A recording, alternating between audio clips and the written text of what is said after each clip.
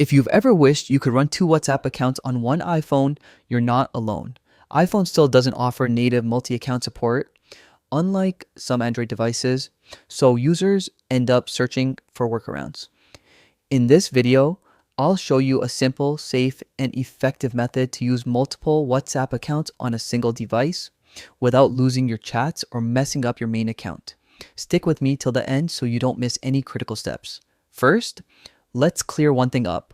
WhatsApp on iPhone doesn't currently support dual accounts, but with a few strategic steps, you can still make it happen using WhatsApp Business or a clean reinstallation method. Before anything else, you need to make sure your WhatsApp is fully updated.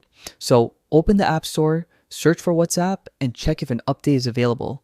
If there is, install it right away. This is important because sometimes WhatsApp quietly rolls out new region-based features, and staying updated ensures you don't miss future multi-account support if they ever release it. Next, we'll prepare your device without deleting any chats. Go to Settings, General, iPhone Storage, scroll down until you find WhatsApp, and tap Offload App. Don't worry, this won't remove your data. It simply frees space and resets the app installation so you can potentially install an alternate version like WhatsApp Business or log in with a second number cleanly. After offloading, open WhatsApp again and tap Settings, Help Center. Here, browse through chats, individual and group chats. WhatsApp occasionally hides feature explanations or updated FAQs here. It's a good place to confirm whether multi-account support has rolled out in your region or if new options are available. Now, before installing WhatsApp Business or re-downloading the main app, you must check your region settings. Go to Settings General, VPN and Device Management, and make sure no VPN is active. A VPN can make the App Store think you're in a different country where certain features aren't available yet.